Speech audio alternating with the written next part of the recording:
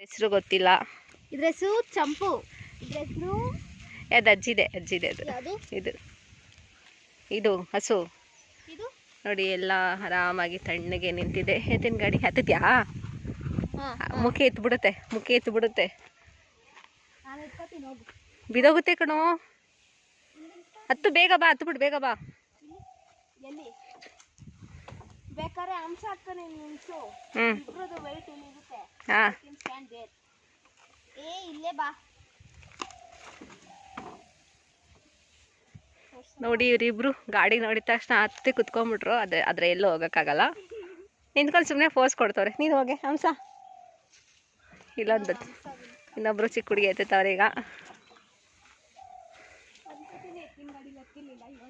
ಸಕ್ಕದಾಗಿ ಕಾಣಿಸ್ತಾ ಇದೆ. ಒಂದು ಹಾಡು ಹೇಳಿ ನೋಡೋಣ, ಹಳ್ಳಿ ಹಾಡು.